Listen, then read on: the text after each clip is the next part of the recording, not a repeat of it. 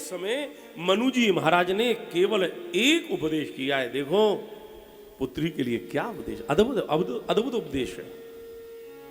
पुत्री देवहूति तपस्वी भजनानंदी महापुरुष के संग में मैं तेरा विवाह करके जा रहा हूं। राजा की पुत्री है। कबीर धन के मद में आकर के अपने तपस्वी पति का अपमान मत करना। माता पिता की शिक्षा कन्या के लिए बहुत महत्वपूर्ण है।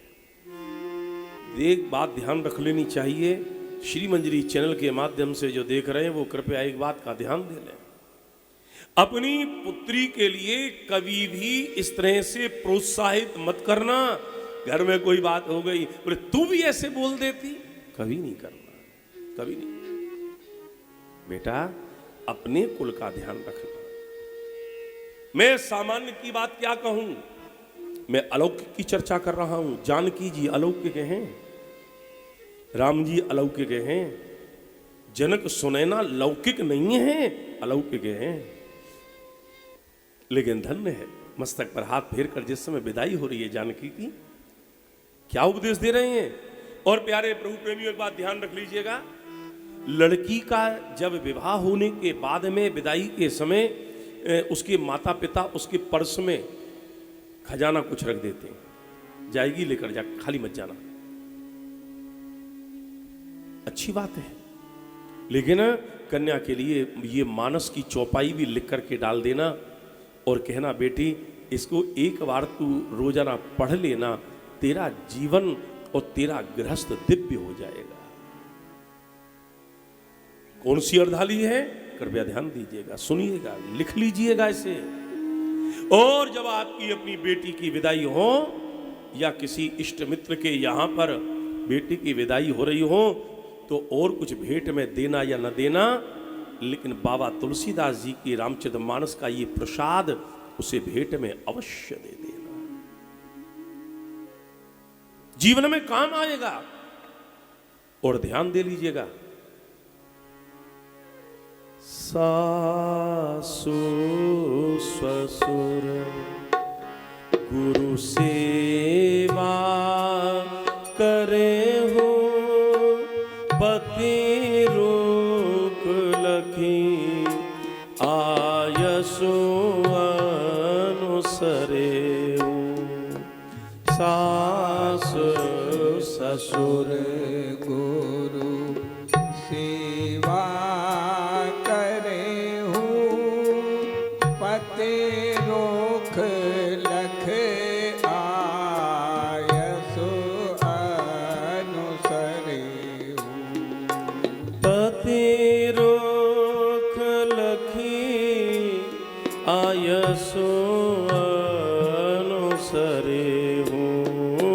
पति रोक लख आयसो अनुसरे हूँ। सासु ससुर गुरु सेवा करे हो, पति रोक लखी आयसो अनुसरे हो।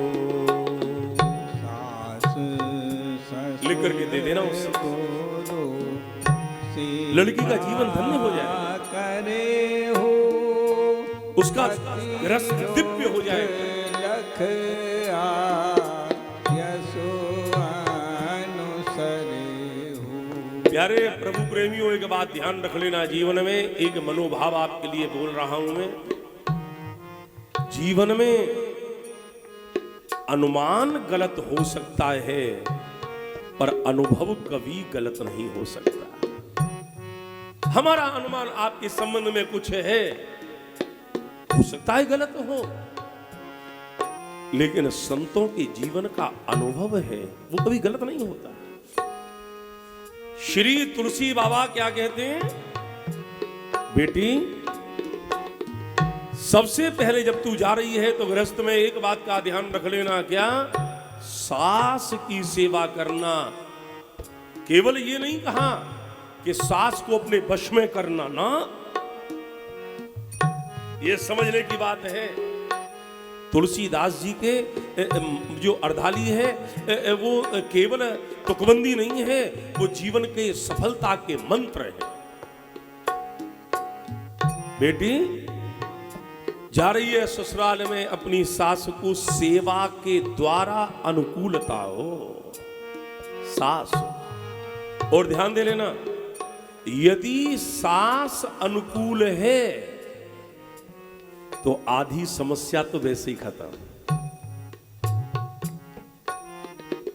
कोई बात हुई, बहू का सास पक्ष ले लेगी, अरे रहने तो ठीक है ठीक है, अरे हमारी बेटी जैसी है, बस हो गया काम।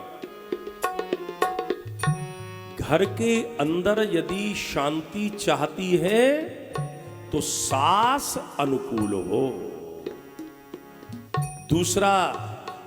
दूसरा पड़ाव बेटी तेरी जीवन की गृहस्थ की सफलता का, ससुर करना सेवा। अच्छा, ससुर की अनुकूलता से क्या होगा? घर के बाहर तेरा यश बढ़ेगा। घर के अंदर सास, घर के बाहर ससुर। ससुर क्या करेंगे? अरे साहब, हमारी घर में तो बहू क्या लक्ष्मी आई है। जहां बैठेगा, जहां मित्रों में चर्चा करेगा, बहू नहीं है, लक्ष्मी है। हमारे जगने से पहले तो जग जाती है।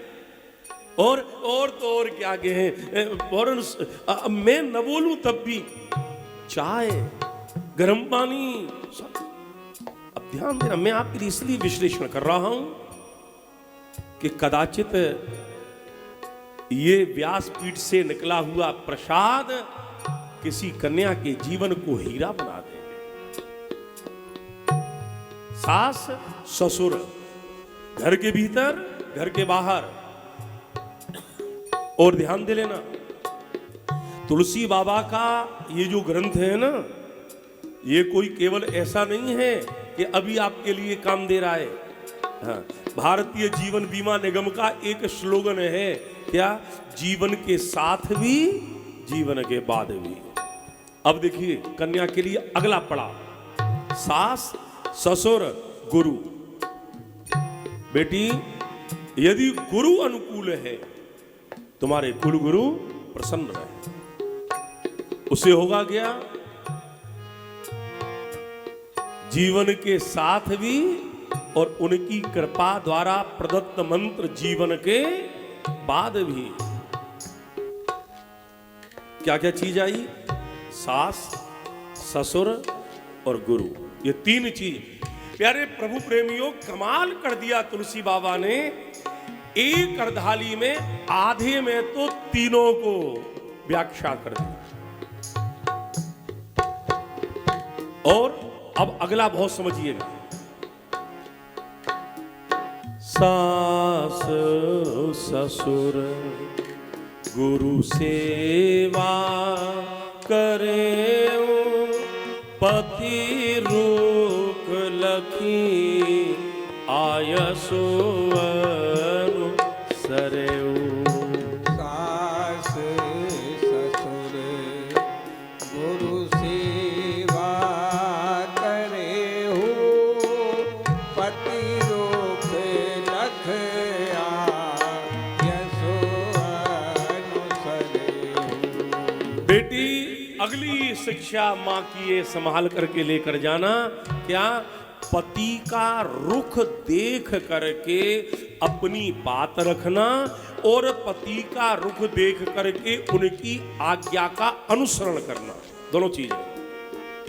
पति का रुख देख करके, ये नहीं कि पति घर में आया और आते ही आते ऑफिस से इतनी देर कर दी, ये भी कोई समय है आने का। बेटी नहीं, पति का रुख देख कर।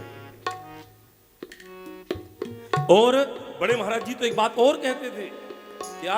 जब पति आए ना, जल पिलाना, चाय लोगे, क्या लोगे? एक बात समझ लेना, कभी कभी जीवन में ज्ञान के ऊपर व्यवहार भारी पड़ता है। आपका ज्ञान अलग है, लेकिन यदि व्यवहार में शून्य व्यक्ति है तो उसका ज्ञान निरर्थक हो जाता है। इसलिए ज्ञान की खुशबू तभी होती है जब व्यवहार की धरा उज्जवल हो। यदि व्यवहार नहीं है, बेकार। गोस्वामी जी वही कह रहे हैं, बेटी पति का रुख देख करके और उनका जब चेहरा देखो तो एक दो बार तो वैसे आज कुछ उदास दिख रहे हो, बस आप उसकी भाषा बदलेगी। नहीं नहीं सब ठीक है, अच्छा ठीक है तो सुनो, मेरा मन ये है।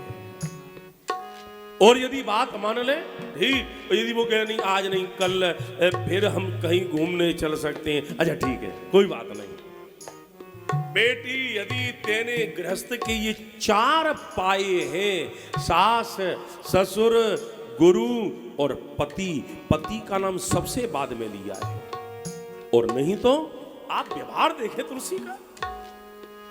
सास की प्रतिकूलता पति के ऊपर असर, ससुर की प्रतिकूलता पति के ऊपर असर, गुरु की प्रतिकूलता पति के ऊपर असर। इसलिए जब ये 3 पाए मजबूत हो गए,